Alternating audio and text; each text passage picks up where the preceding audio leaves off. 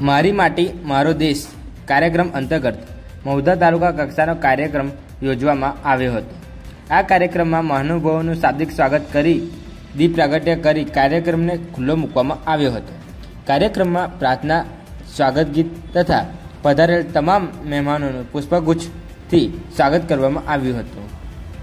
મહુધા તાલુકાના તમામ પત્રકારોને ધારાસભ્ય દ્વારા શાલ ઉડાડી સન્માન કરવામાં આવ્યું હતું।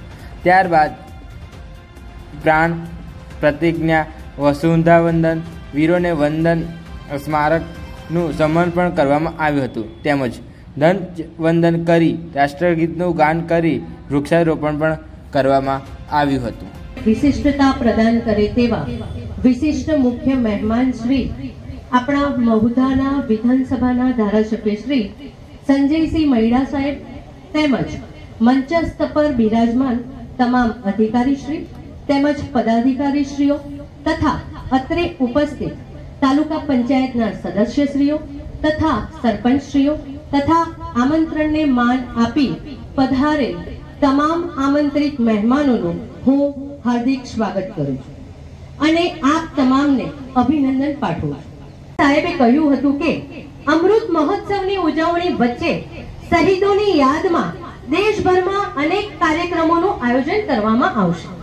લાખો ગ્રામ પંચાયતોમાં વિશેષ શિલાલેખો પણ સ્થાપિત કરવામાં આવશે એમ તેમણે ઉમેર્યું હતું।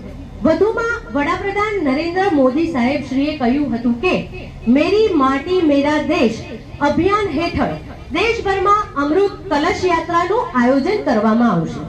આ અમૃત કલશ યાત્રા દેશના ખૂણે ખૂણેથી 7500 કલશમાં માટી વહન કરીને રાષ્ટ્રીય રાજધાની પહોંચશે। આ યાત્રા દરમિયાન દેશના વિવિધ ભાગોમાંથી છોડ પણ રાષ્ટ્રીય રાજધાનીએ પહોંચશે। વડાપ્રધાન શ્રીમાન નરેન્દ્ર મોદી સાહેબ શ્રીએ જણાવ્યું હતું કે અમૃત વાટિકા રાષ્ટ્રીય યુદ્ધ સ્મારકની નજીક બનાવવામાં આવશે। તેમણે કહ્યું હતું કે આ અમૃત વાટિકા એક ભારત શ્રેષ્ઠ ભારતનું ભવ્ય પ્રતીક બનશે। તેમણે ઉમેર્યું હતું કે મેરી માટી મેરા દેશ અભિયાનમાં ભાગ લઈને રાષ્ટ્ર અમૃત કાળના આગામી 25 વર્ષ માટે 5 સંકલ્પો અથવા પંચ પ્રાણને પૂર્ણ કરવા માટે શપથ લેશે। આ કાર્યક્રમમાં તારીખ 9 થી 11 ઓગસ્ટમાં આપણે જોયું તેમ ગ્રામજનો દ્વારા ગ્રામ પંચાયત કક્ષાએ મુઠ્ઠીભર માટી કે મુઠ્ઠીભર માટીનો દીવો ધરાવી રાષ્ટ્રની એકતા અને અખંડિતતા માટે સામૂહિક પ્રતિજ્ઞા લેવામાં આવી। તેમ આજે આપણે સૌ પણ આ તાલુકા કક્ષાના કાર્યક્રમમાં પ્રતિજ્ઞા લઈશું। વીરોના વંદન કાર્યક્રમ હેઠળ સ્થાનિક પરંપરાઓ અને રિવાજો મુજબ દેશ માટે બલિદાન દાન આપનાર પરિવારો એટલે કે સ્વાતંત્ર્ય સેનાનીઓ, સંરક્ષણ કર્મચારીઓ, રાજ્ય અને કેન્દ્રીય પોલીસ દળના કર્મચારીઓનું સન્માન કરવામાં આવશે। ત્યારબાદ રાષ્ટ્રધ્વજ ફરકાવવામાં આવશે અને રાષ્ટ્રગીત પણ ગાવામાં આવશે। આઝાદી કા અમૃત મહોત્સવ સત્તાવાર રીતે આપણે જોવા જઈએ તો 12 માર્ચ 2021 થી શરૂ થયેલ છે, જે અંતર્ગત મહુધા તાલુકામાં તારીખ 9 થી 11 ઓગસ્ટે ગ્રામ્ય કક્ષામાં મેરા માટી મેરા દેશ કાર્યક્રમ યોજવામાં આવેલ, જ્યારે આજ રોજ તારીખ 17 ઓગસ્ટના રોજ તાલુકા કક્ષાનો મેરી માટી મેરા દેશનો કાર્યક્રમ ઉજવવા જઈ રહ્યો છે। ત્યારે અંતમાં એટલું જ કહીશ કે સંઘર્ષ કરતો રહ્યો સીમા પર તિરંગાની આન માટે લડતો રહ્યો હું દુશ્મનોથી તિરંગાની શાન માટે। જાણે કઈ માટીનો બન્યો હું કે જેને સહેલાઈથી અપનાવી લીધી મૃત્યુને તિરંગાને વળગવા માટે। જય હિન્દ, જય ભારત।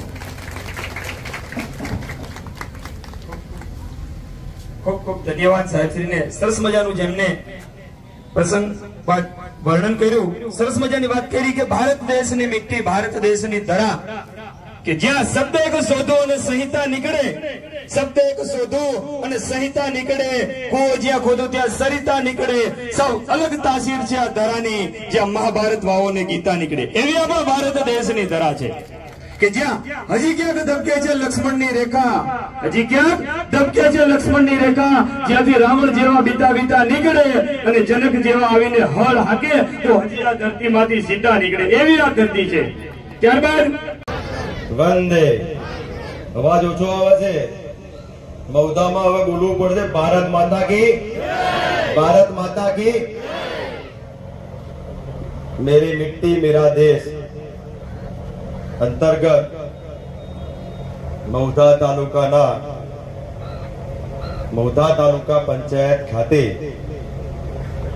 આજે આપણા દેશના વડાપ્રધાન યશસ્વી નરેન્દ્ર મોદી સાહેબના નેતૃત્વ અને આપણા ગુજરાત રાજ્યના મુખ્યમંત્રી એવા ભૂપેન્દ્રભાઈ પટેલ સાહેબના નેતૃત્વમાં મેરી મિટ્ટી મેરા દેશના મંચસ્થ મારા સંગઠનના તાલુકાના સંગઠનના પ્રમુખ રમેશભાઈ સોડા, શહેર સંગઠનના પ્રમુખ એવા રૂપેશભાઈ, આ તાલુકા પંચાયતના પ્રમુખ નાનીઓએ જે આ સ્વતંત્ર દેશ થયો એની અંદર સિંહ પાડો જે આપ્યો હતો, એ સિંહ પાડામાં એ સ્વતંત્ર સેનાનીઓને, આર્મીના જવાનોને, આજે બેઠેલા જે પોલીસ કર્મીઓ છે, આજે જ્યાં બંદોબસ્ત હોય, કોઈ બી જગ્યાએ બંદોબસ્ત હોય, ઘરની ચિંતા કર્યા વગર આજે મા ભૂમની રક્ષા કરતા હોય કે આપણી બંદોબસ્તમાં આપણો કોઈ બી જગ્યાએ કારણ કોઈ પૂનમ હોય, કોઈ મેળો હોય, ત્યારે આ પોલીસ કર્મીઓ પોતાનું ઘર બધું જ મૂકી અને સૌ પોતાના દેશ માટે જે ચિંતા કરે છે એવા તમામ પોલીસ કર્મીઓને બી હું વંદન કરું છું. ભારત માતા કી જય. આજે એક વાત કહેવામાં આવે છે કે એક વાત કહેવામાં મન થાય છે કે આજે મારા વિધાનસભાના ધારાસભ્ય તરીકે 8 મહિના થયા છે. આજે મૃદુ અને મક્કમ યશસ્વી વડાપ્રધાન આપણા નરેન્દ્ર મોદી સાહેબ અને આજે અમારા ગુજરાતના રાજ્યના મુખ્યમંત્રી એવા ભૂપેન્દ્રભાઈ પટેલ સાહેબ અને આજે ઉદ્યોગ જીઆઈડીસી ના મંત્રી શ્રી એવા રાજપૂત સાહેબ, બળવંતસિંહ રાજપૂત સાહેબે પહેલા જ 31/3/2023 ના દિવસે જીઆઈડીસી પહેલી મૌદા વિધાનસભાની અંદર સ્થાપવાની નક્કી કરી. એ વિધાનસભાની અંદર 47 વર્ષથી જે જીઆઈડીસી ની જરૂર હતી, જે બેરોજગારો રોજગારી માટે આજે બહાર જવું પડતું હતું, એ રોજગારોને રોજગારી આપવા માટે આજે મૌદા વિધાનસભાની અંદર 20 થી 25 હેક્ટરની અંદર यानी 150 વીઘાની અંદર જીઆઈડીસી મંજૂર કરી છે. તો આપણે રાજ્ય સરકારનો અને કેન્દ્ર સરકારનો બી ખૂબ ખૂબ આભાર વ્યક્ત કરવો જોઈએ કે આજે વર્ષો પછી આજે જીઆઈડીસી સરકારે મંજૂર કરીને આપી છે. તો આજે બીજી એક વાત કરું કે જે વર્ષોથી પ્રશ્ન હતો કે સીએચસી સેન્ટર, આજે બાજુની અંદર સીએચસી સેન્ટર આવશે. આજે સીએચસી સેન્ટરનું બી ખાતમુહૂર્ત કરવામાં આવશે, એ બી મંજૂર થઈ ગયું છે. ટૂંક સમયની અંદર આપણે મૌદા વિધાનસભાની અંદર મૌદા તાલુકાની અંદર સીએચસી સેન્ટરનું આપણે ખાતમુહૂર્ત કરવામાં આવશે. ત્રીજી વાત, આપણે પોલીસ સ્ટેશન આજે બહાર લાયા છીએ. પોલીસ સ્ટેશન આજે અહીંથી થોડા દૂર જાવ એટલે પોલીસ સ્ટેશન બી ખાતમુહૂર્ત કરવાનું છે ટૂંક સમયની અંદર. કારણ કે અંદર જવું બી તકલીફ પડતી અને બહાર આવવામાં બી તકલીફ પડે નહીં. આજે સૌ નાગરિકોને આજે સુવિધા સબર મળે એ માટે બી પોલીસ ખાતાની અંદર પોલીસ સ્ટેશનનું બી આપણે અહીંયા ખાતમુહૂર્ત કરવાનું છે. ચોથી વાત, આજે જે રેસ્ટ હાઉસ હતું આપણું, જે રેસ્ટ હાઉસ ની અંદર વર્ષોથી ભંગાર હાલતની અંદર પડી રહ્યું હતું, આજે એ રેસ્ટ હાઉસ ને બી 3.5 કરોડ રૂપિયા ભૂપેન્દ્રભાઈ પટેલ સરકારની સરકારે આજે આપ્યા છે. તો એ આપણી સરકારને આપણે ખૂબ ખૂબ અભિનંદન આપવા જોઈએ. આજે એક દિવસની, એક મહિનાની અંદર એક નવું કાર્ય થાય છે. એટલે આપ સૌને વિનંતી કરું છું કે આજે સૌ સાથે મળીને આપણે કામ કરીએ. આજે આટલા વર્ષો બાદ તિરંગા રેલી, ભવ્ય રેલી જે કે આજે હિન્દુત્વની રેલી કે ધારો કે સૌ સર્વ ધર્મની રેલી કરીએ, તો આજે તિરંગા રેલી, આજે સ્વતંત્ર દેશ આઝાદ થયો ત્યારબાદ મૌદામાં પહેલી વાર આજે સ્વતંત્ર રેલી આજે આપણે કાઢી હતી. અને ગઈકાલે આપણે 2000 બાઇકોથી મૌદા વિધાનસભાની અંદર સૌએ આમાં ભાગ લીધો હતો. એવા સૌ સૈનિકો, સૌ વડીલો ને માતા બહેનોને હું આભાર વ્યક્ત કરું છું કે આજે કોઈ બી પક્ષ હોય વિપક્ષ હોય એની વાત નથી. દેશ આઝાદ થયા પછી, સ્વતંત્ર દેશ જે આઝાદ થયો એ પછી જે મોદી સાહેબે જે આહવાન કર્યું, એ મોદી સાહેબે આહવાન કર્યું કે આજે 75 વર્ષ આઝાદીના અમૃત મહોત્સવ ઉજવવા છે તો સૌ નાગરિક એક થઈને સર્વ ધર્મ એક થઈ અને આઝાદીનો અમૃત મહોત્સવ ઉજવે છે। આજે 7500 ઝાડ જે આજે અમૃત કાંઠનું જે આજે જે મોદી સાહેબે કર્યું છે આજે દિલ્હીની અંદર એ 7500 ઝાડ ઉછેરવા માટે આજે દેશની તમામ તાલુકા તમામ ગામની અંદરથી તમામ ગામની અંદરથી સૌ વડીલોના માતા બહેનોના હાથથી આજે એક સંકલ્પ લેવામાં આવે છે એ દેશ માટે કે જે દેશ માટે આજે મોદી સાહેબ ચિંતા કરી રહ્યા છે એ અમૃત વાટિકા બનાવવામાં આવે છે એ અમૃત વાટિકા આજે 2050 ની અંદર આપણે જે જોઈશું કે આપણો અમૃત વાટિકા ક્યાં આગળ પહોંચી છે।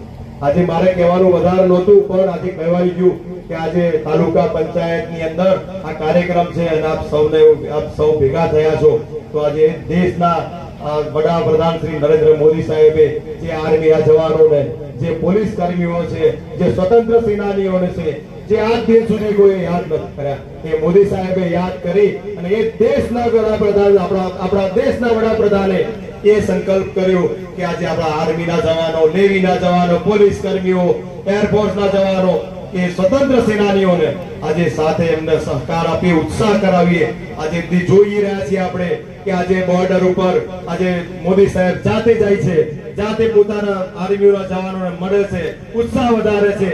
આવા વડાપ્રધાનને વંદન કરું છું કે દેશના વડાપ્રધાન આઝાદીના અમૃત મહોત્સવની ઉજવણીમાં એક આહવાન કરે છે સૌ આપ સાથે ભેગા મળીને એક આ કાર્યક્રમને ઉજવો છો એ સૌને ખૂબ ખૂબ આભાર।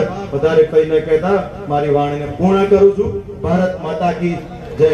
15મી ઓગસ્ટ 1947 ત્યારથી લઈને આપણે આઝાદી કા અમૃત મહોત્સવ 75 વર્ષ થયા જે દેશના સૈનિકો શહીદ થયા।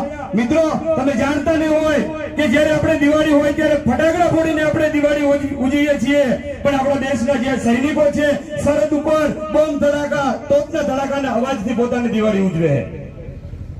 જ્યારે આપણે ધૂળેટી હોય ત્યારે એકબીજાને રંગ લગાવીને આપણે ધૂળેટી ઉજવીએ છીએ ત્યારે દેશનો સૈનિક છે એ લોહીથી વિદાઈને પોતાની ધૂળેટી ઉજવે છે। આ સૈનિકો માટે એકવાર જોરદાર તાળીઓ। નિર્માણમાં મારો ભાગ ભજવીશ। હું શપથ લઉં છું કે ગુલામીની માનસિકતામાંથી મુક્તિ મેળવવા માટે હું શક્ય તમામ પ્રયાસ કરીશ। હું શપથ લઉં છું કે હું દેશના સમૃદ્ધ વારસા પર ગર્વ લઈશ અને હું હંમેશા તેના ઉત્થાન માટે કામ કરીશ। હું શપથ લઉં છું કે હું હંમેશા દેશની એકતા અને એક સૂત્રતા માટે પ્રયત્નશીલ રહીશ। હું આ શપથ લઉં છું કે હું રાષ્ટ્ર પ્રત્યેની મારી ફરજો અને જવાબદારીઓ નિભાવીશ।